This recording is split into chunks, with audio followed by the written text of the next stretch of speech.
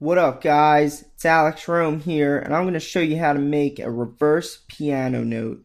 Only with these piano notes, we're going to be able to do something like this.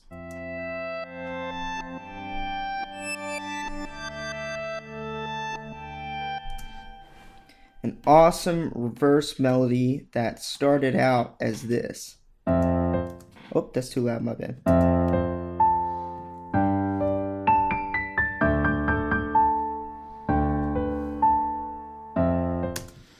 So the first thing we're going to do is we have to get our piano notes loaded into a sampler. Well, we have to get our reverse piano notes loaded into a sampler. So go over here to Logic's pianos. Looks like this. Go into piano and pick. I used the Steinway Grand. I found it had the best sound. You can use whatever sound you want, whatever piano you want. But I didn't like the Yamaha piano. I actually ended up liking the Steinway for this trick. Now what we're going to do is we have to write a note. Make sure this region is pretty long. I'm going to make mine 4 bars long. This note, I'm going to make this note 4 bars long just to give me some room. I'm going to lighten up this velocity a little bit because I want these to be like softer.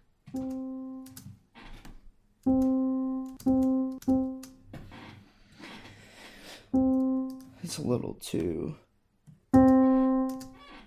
Okay, let's stick to 40. So now what we're going to do is we're going to right click it and bounce it in place and just click OK. So now we should have an audio file like this. I'm going to color this blue just so you know it's an audio file.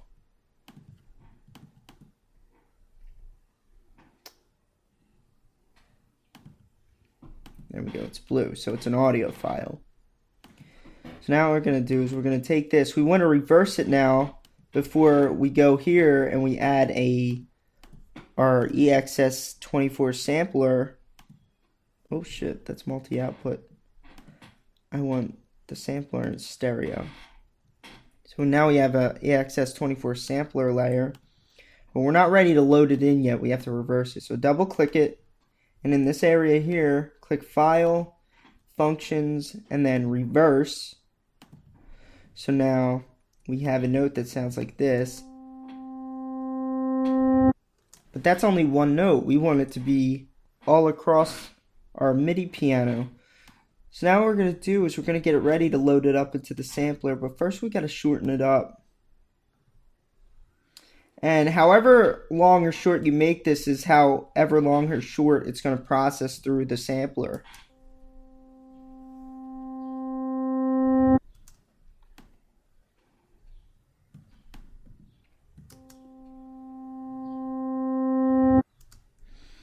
So I'm going to try this long and see how this turns out. So I'm going to open up my EXS24 sampler, and before we go into this, I have to make sure you guys are all ready because I've been getting a lot of feedback. You guys are having trouble finding this edit button here because this is what we need to do. We need to click that and open that.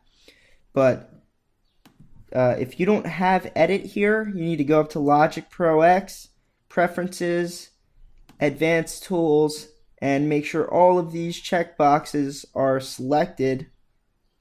And once they're all selected, you should be able to X this out, restart it, and you should have your edit button. So now we have the edit button. We clicked edit, and now we're in this thing. We can slide our note in here.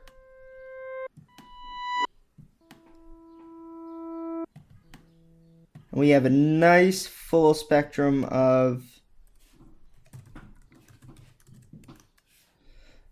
notes here. So now we can mute this because I'm not ready. We don't really need it again. We have what we need.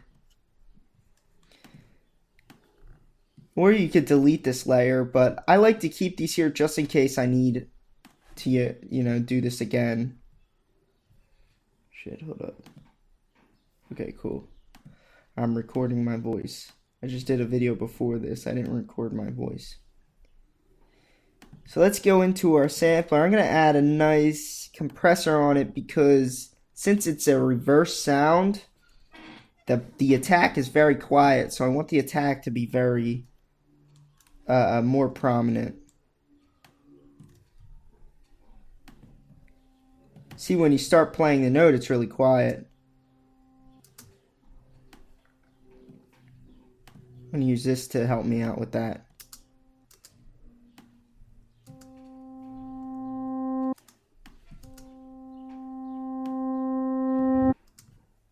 And it's not really compressing enough, so I'm going to go ahead and add another compressor for gain.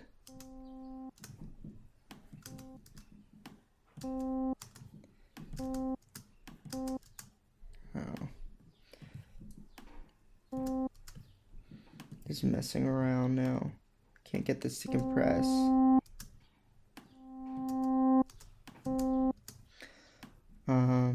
Whatever. It's not compressing, but I have some volume now, so. And there's a little pop sound that I want to get rid of on the attack.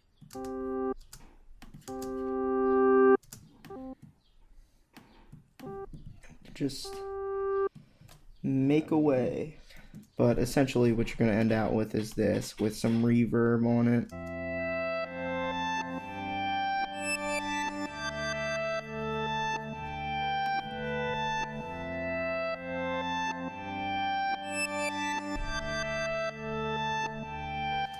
There we go, guys. That's how to make some reverse piano notes. I hope you learned something, and subscribe for more awesomeness. See you later.